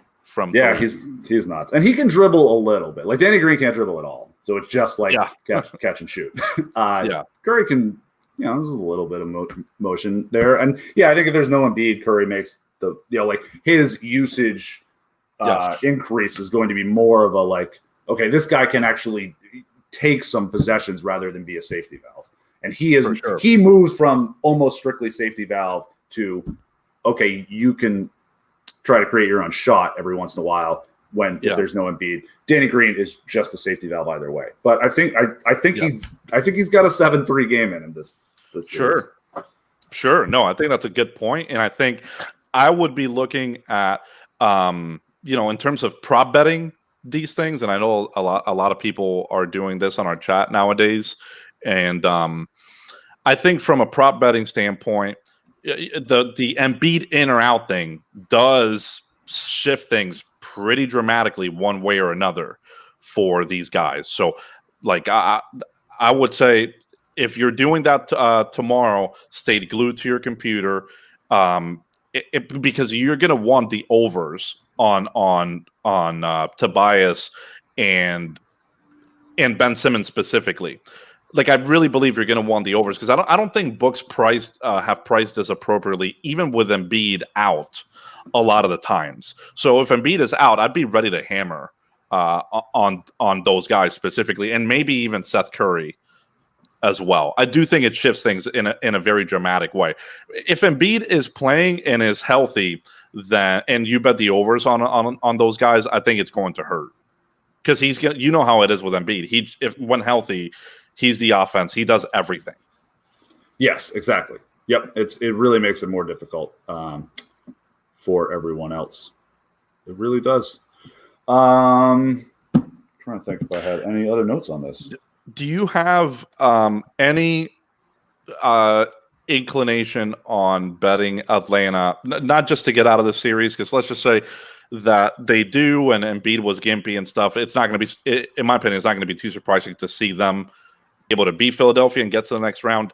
Do you have any confidence in them being, all right, let's just not say they're going to win the championship, but just not getting swept in the next round, or potentially win on the Eastern Conference? No at all. No. Okay. I don't think Atlanta is in the same tier as Philadelphia when Philly is fully healthy because Embiid is so nasty. And I don't really think Philly is in the same tier as Milwaukee or Brooklyn, even with a fully healthy Embiid. Yeah. So I was going to lean with you as well. I am confident in them in the series with the Embiid stuff. I am not confident in them definitely winning the East. A completely different tier, as you're mentioning, on because it's not just Brooklyn, it's also Milwaukee. I think they're just in a completely different tier than this Atlanta team. So I wouldn't bet them for the Eastern Conference, but I would be very, very interested in betting them on the series and probably game by game as well. Yeah, I mean, my favorite bet on this would be Atlanta plus 120 money line in tomorrow's game, and just be like, okay, let's see what happens here. Like, if Embiid's pretty hobbled, like I think Atlanta's going to win that game. And if Embiid gets ruled out, or you start to hear more reporting that Embiid might not play, I think the reporting is generally that he's going to play right now. It sounds like he will give it a go. Yeah, but I mean, you've been saying it a lot this whole pod, and I totally agree. I don't think he's healthy. And I don't think a Embiid on one leg is that just absolutely dominating force on either side of the ball. So, and I do think that you could see. Would you agree with me on this as well? You could see a pretty drastic shift on odds in Game 2. If Atlanta goes out there, handles their business on the road, and Embiid isn't healthy, so now the public is seeing that, wouldn't you see a pretty big shift? Potentially even seeing Atlanta being slight favorites in Game 2. I think that might be a stretch, but it could happen. I think so. Yeah, I think so too. I think it becomes. I don't know. I mean, it's the calculus here is what is Embiid? I think a fully healthy Philly at home with fully healthy Joel Embiid is a more than 3-point favorite against the Hawks. I think we would both agree on, and they are currently 3-point favorites. So some of it is baked in, but it's if he's really hobbled, then it's more of a toss up even at home. So I think I would go that route and just kind of hope Embiid pulls an AD, not that you. That was awful to see, blah, blah, blah. Just saying from a greed perspective, if I'm being rapacious, which, one must, we are talking about how to make money on sports. So let's just put this scenario out there. In the event that Embiid can't give it a go this series, gives it a go tomorrow, can't really give it a go in the next games because we see what's going on out there. FanDuel and I think a lot of the sports books are offering correct score for the series. So whether it ends in 5, 6, 7, right? Okay. Do you think that there's any value in betting? I think a sweep by Atlanta is unlikely. I think Philadelphia is good enough to be able to at least win one game in this series without Embiid, potentially 2. Do you think there's any value in Atlanta winning 4-1 this series at plus 1,000 on FanDuel Sportsbook, or Atlanta winning 4-2 plus 500 on FanDuel Sportsbook? I don't, because I mean, if you add up, I don't, I can't do it off the top of my head, but if you add up all the vig on that, it's probably considerably more than 10% on all those different lines. So those are juiced extra hard because they're fun to bet. And it's just so hard to peg an exact number because listen, if there's no Embiid, I am very confident that Atlanta is the better team and will be able to take care of the series. But on a game-to-game basis, I don't feel all that confident about that. Balls bounce funny. They who's hot from 3, who's cold from 3, right? It's a very small margin here. And the larger the sample size, over a full series, I'm cool with Atlanta betting, but I can't be they're going to do great these first couple games, and then they'll have the letdown in Game 3, and then they'll realize it's time to go. And so I don't really feel comfortable with that, especially given that the juice is probably a little bit longer. Yeah, I'm also leaning your way as well. I would much rather bet this on a game, either just series betting altogether, because I do like the number that I'm seeing for Atlanta right now, or going game by game, especially starting tomorrow, where there's just a lot of uncertainty on how Embiid is going to look if he plays at all. I think already there's a good betting opportunity right off the bat. Whereas with these things that we're talking about, yeah, it is fun to bet it, but it is correct score. So you can't say Atlanta is going to win in 5 and then the series goes 6. You're already lost. You lost if that's the case. You absolutely have to nail the number of games, and I think that's substantially harder to do. I'm with you there, man. I'm with you there. Okay, I think that'll do it for these series for our preview here. We have we're going to do the Western Conference on Monday because those aren't actually set in stone yet. The Clippers and Mavericks will be playing Game 7 tomorrow to find out who gets to play against the Jazz, which is it's going to be a fun game. But we will talk about those series on Monday. Do you have any last words for the people? And as we normally would. So someone, Aaron, on our chat was asking about Joe Harris in Showdown tonight. Okay. He was saying that the price seems horrid, which I certainly checked on DraftKings. I haven't checked. Let me double check this on FanDuel as well. On DraftKings for this Showdown, Andrew, it's $7K. On FanDuel, he's $10K, but obviously a little bit different over on FanDuel. So on DraftKings, he's $7K, which I do think that the price is pretty horrible. In general, I don't like the price tag. Aaron is saying if he's low owned, he'd like to fire, which I do understand. Yeah. I do think that Milwaukee will do a better job of just staying home with Joe Harris rather than help on these ISO players. And that's really the opportunity that you need. It's just like, okay, Harris open threes and he makes them. There's not going to be a lot of opportunity for him on the peripheral side. There just isn't. So I don't feel great about his peripherals, and I think his shooting is going to be pretty darn streaky. And it has nothing to do with him. It just has more to do with his role, because he's not a guy that has the ball in his hands often. He relies on the other guys to give him open looks. And I think that price tag would need to be considerably cheaper for me to take it on. Like $7K on DraftKings is now asking for some peripherals as well. And I don't think I would do it. Even at low ownership, I don't think the odds are pretty good for him to finish as an optimal play. But what are you thinking there? Your logic makes absolute sense here, but as a game theory psycho, bro, like I actually like where Aaron's head is at, in that the $7K price tag is dumb. Absolutely. And he is going to be insanely low owned because of that. The way I think that Milwaukee is going to play the Nets is not salubrious to a Joe Harris game here, because I think you're right. I think they're generally going to stay home. They're going to let the guys shoot ISO on them, and they've got pretty good one-on-one defenders to at least bother them.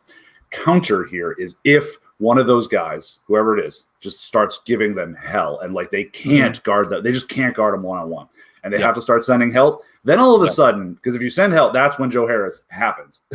So I think the most likely outcome for that game is definitely that he doesn't get used much. But if it's so bad with one of the ISO guys that help starts getting sent, then you've got Joe Harris, and then you've got the oh, wow, he was 2% owned because his price tag's so dumb. And this whole game, the way that we thought this game was going to be played is different, and now it is a Joe Harris game.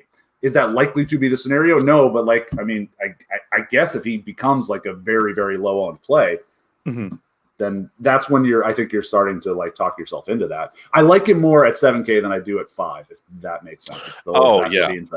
Yeah, no, of course. I totally understand that. And it is Showdown, right? So you can still take on some of these lower owned guys, and at some point they'll hit. They will hit. It's just, and even at this price tag, you can pair him with some of the other high priced players. So it's not like it's hurting you too much from that perspective, but at some point it will hurt. That 7K price tag disparity between 7 and 5, it's $2,000 on Showdown. That will matter certainly to an extent. So I definitely agree that he will be low owned for sure. My thing is, how many threes is he going to have to be an optimal play, because I don't think there's going to be much in the way of rebounding and assists. Like I could see 2 and 2 from each, a couple but rebounds. He's not Danny Green.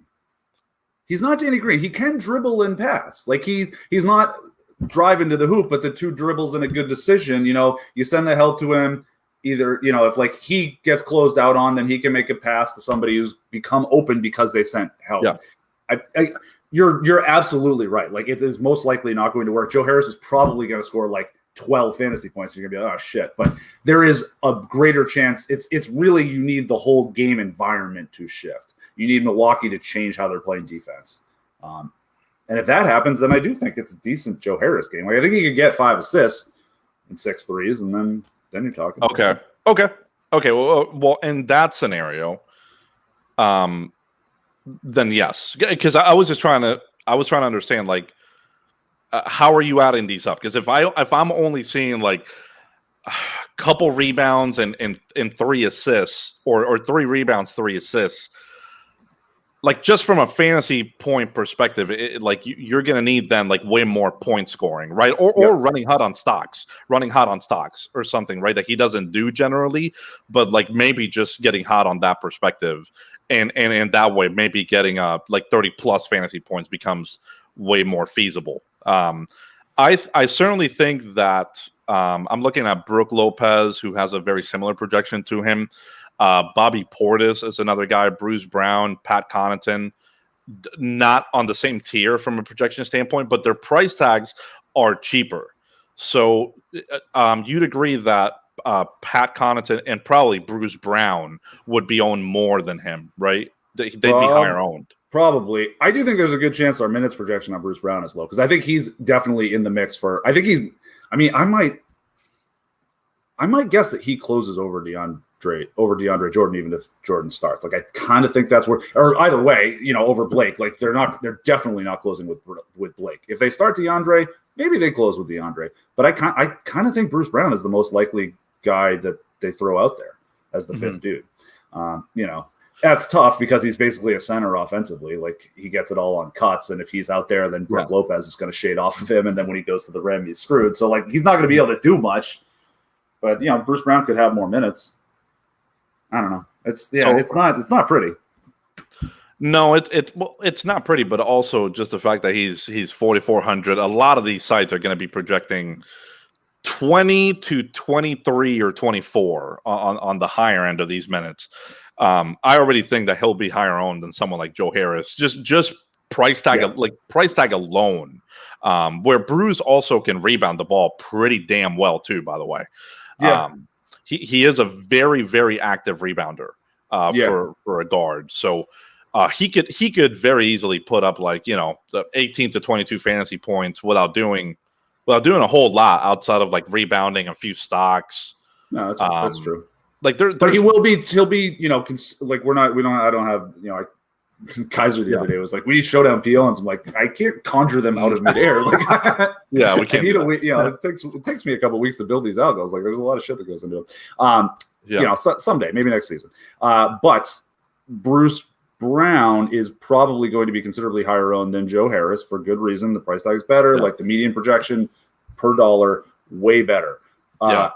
Would it shock me if Joe Harris scored 35 fantasy points? No. Bruce Brown, I think that's like virtually impossible. Oh yeah. No, I am with you. From raw fantasy points. Well, for instance, you already have a pretty big difference in minutes between Joe Harris and Bruce Brown, and in the scenario that he doesn't close, right? The scenario that you're saying, that he does close, but if he doesn't close, then those minutes could get compromised even a little bit more.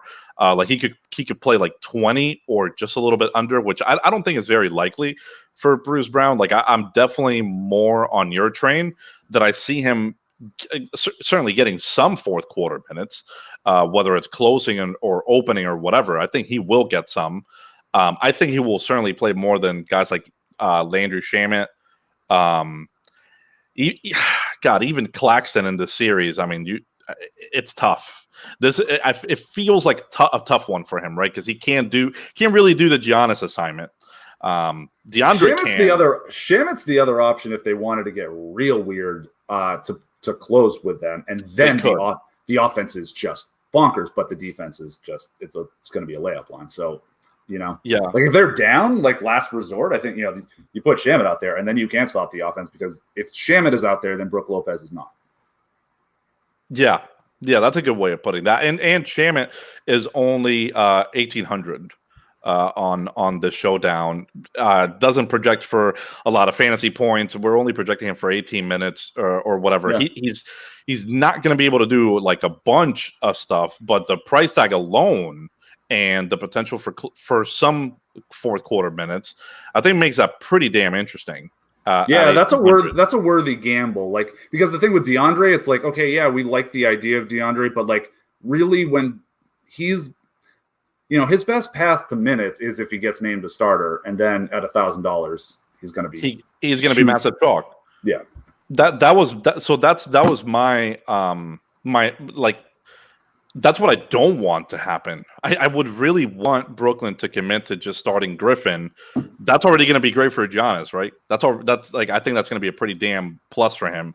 But then on the flip side of that, I think the public will be scared to play DeAndre, because we've seen him get DNP CD'd a lot in these situations where he doesn't start.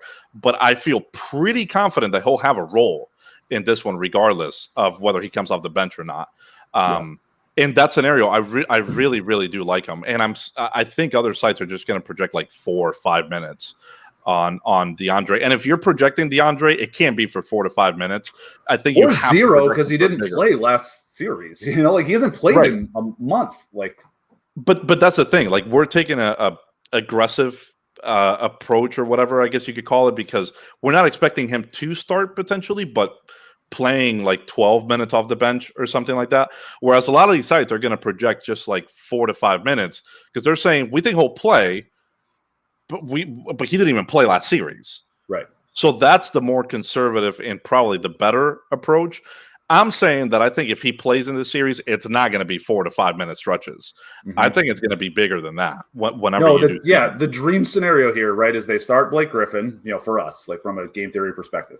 They start Blake Griffin, and Blake Griffin does what I think he will do, which is just not be able to contribute at all. And like maybe he picks up 2 quick fouls, against Giannis, and they're like, oh, crap, we got to put in old DeAndre. And then he comes in, and like DeAndre will be more effective than Blake Griffin will be in this series. It's just like Blake Griffin doesn't add anything, and is Blake Griffin a better player than DeAndre Jordan? Yeah. Does Blake Griffin add anything to what this team needs for this series? No. Does DeAndre? Yeah, he has one thing, which is he can stand at the rim and be big and stop Giannis from dunking on every play, which Blake Griffin can't. No, I'm definitely in agreement. So, Aaron, to answer your question specifically, I don't like the idea of Joe Harris at this price tag. Andrew seems to be certainly more into it.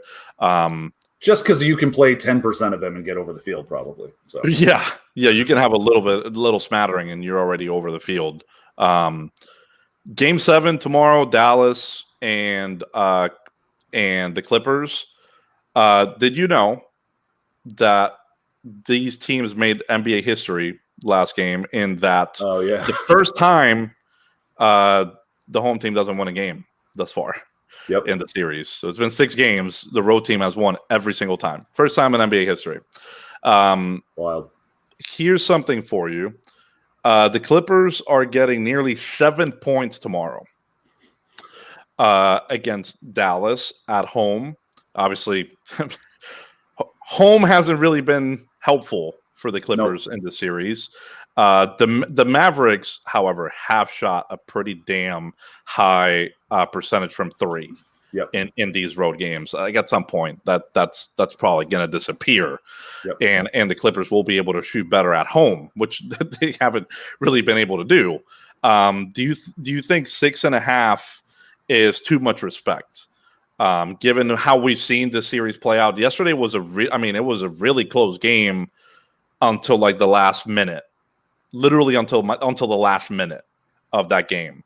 My initial reaction to nearly 7 points was I'd want Dallas in that scenario. I still think the Clippers win. I'd want Dallas.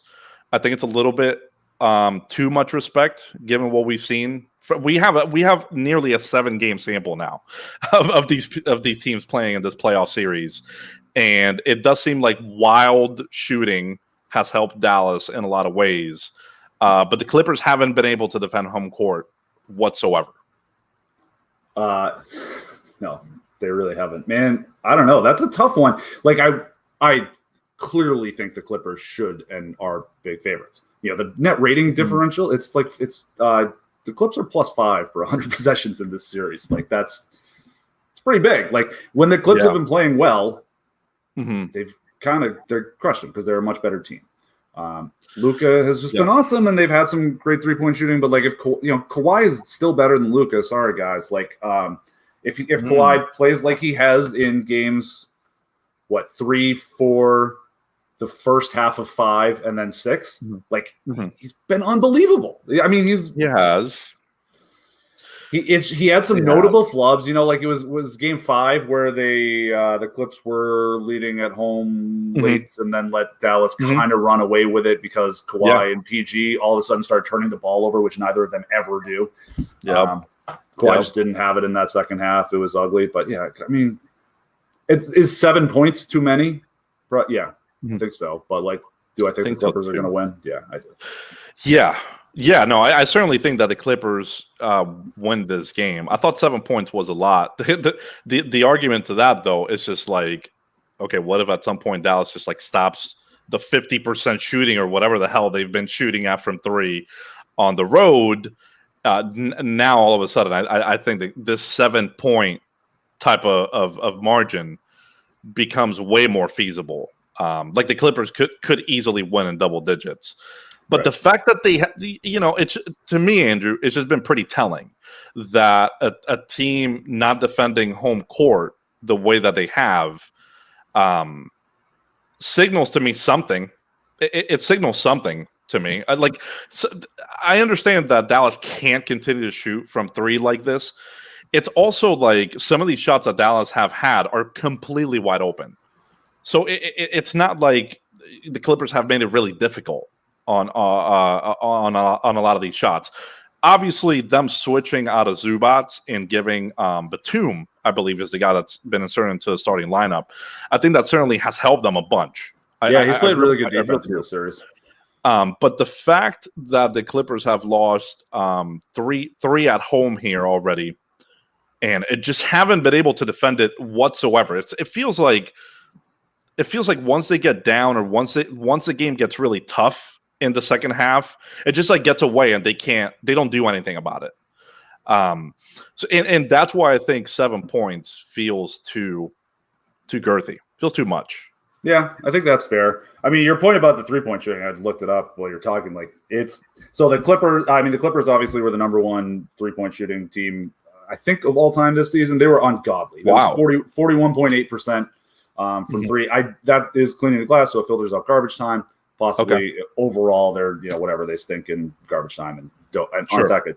But regardless, the Clippers shot 42% from 3 on this season, and are shooting 36.9% from 3 in this series. The Mavericks shot 36% from 3 on the season and are shooting 42.2% from 3 in the series. So. And the Clippers are still killing them in net differential, so yes, the Clippers are a much better team. And Arturo was tweeting about the other day, which is kind of a funny, Arturo classic troll tweet about how Boban is the second best player on the Mavericks. Yeah. And and he was trolling, but serious. And it was you might not be wrong. He's a very good offensive player. He's when they had him out, the blow-bys that he was giving up defensively were real pretty tough, right? Got him out of there. But Boban's a pretty talented. I mean, he's just so big. He's a really good offensive player. And especially if the Clippers are going to play with Marcus Morris as the nominal center, Boban can kind of do what he wants offensively. But the Mavericks stink, man. They're a bad team. They have Luka and crap. Yeah, Luke. I mean, obviously Luka's greatness has been able to really keep them in the series, potentially even win a series. Right. I mean, that they were essentially in the verge of doing that last game. I thought them losing that game the way they did, it doesn't do them any good. I thought they had to win that game or they'd lose Game 7. There's the experience factor as well in the Clippers, by the way, Andrew, where Kawhi has played a bunch of Game 7s. Not all great experience for this Clippers team, unfortunately. But for the Clippers team specifically, not great. But for some of the individuals, like Kawhi and Paul George, not that he has a great track record in Game 7s, but they certainly have way more experience in those type of situations. I think that will help. 7 points. I understand it. I thought that was too big given the way Dallas has been playing and running so hot. I'm telling you right now, I would be really surprised. I was surprised by Dallas being this effective against this Clippers team. I was very surprised. I was also pretty surprised that Memphis really hung on for a lot of those games there against Utah. They competed. They just couldn't. There was what we talked about all year. And I think against Utah, and I think people maybe had a hard time because Joval was so good in Game 1. It was like, oh, wow. Yeah. And then Joval he did not. Once Donovan Mitchell came back, he had a 130-plus defensive rating in every single game. You can't play centers defensively against Utah. It didn't work.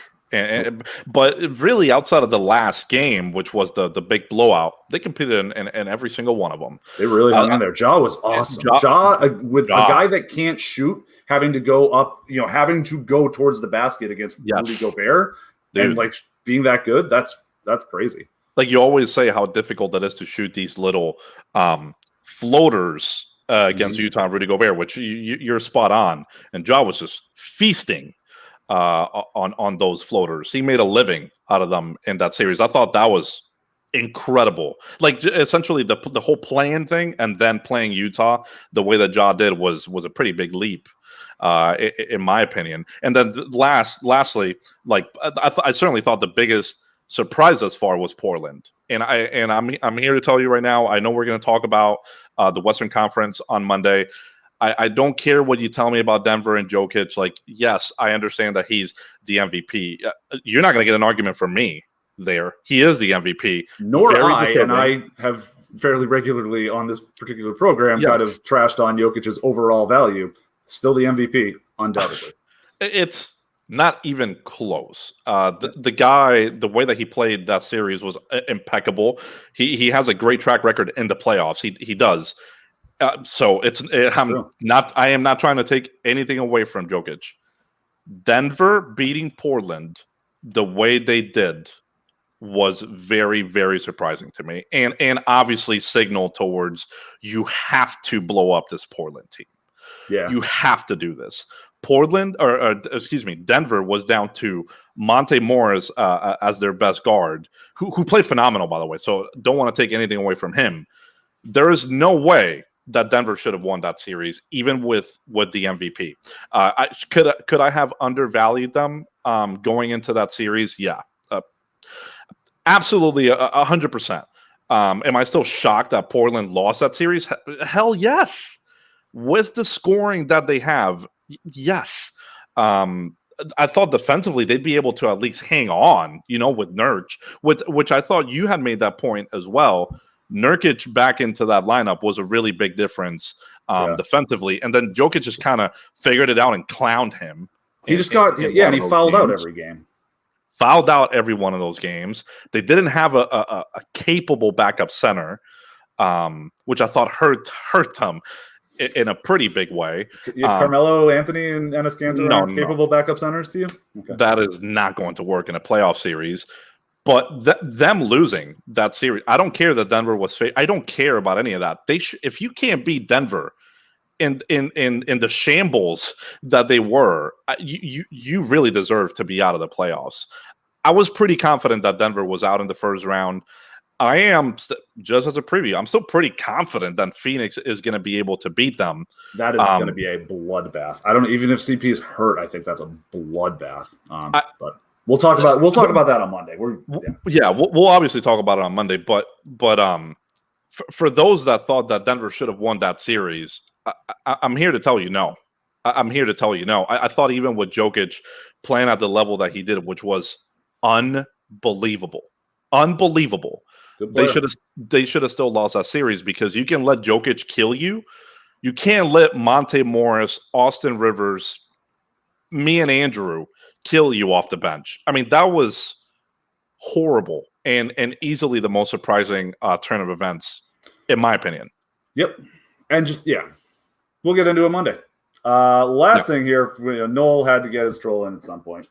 Can I get Pacheco's autograph? Listen, bud, talk to your DK rep. We'll get some floor seats to some Lakers games, and I can be bribed. I'm nothing if not venal. All right. Well, it was great talking hoops with you again. Thank you, everyone, for tuning in. To whatever part of this you did tune in to. You don't have to listen to the whole thing. We just wanted to we were having fun, so we kept going. We will be back with you on Monday to ramble on about the Western Conference for a while. Good luck in all your showdowns and all your stuff and all your contests, and we will talk to you soon.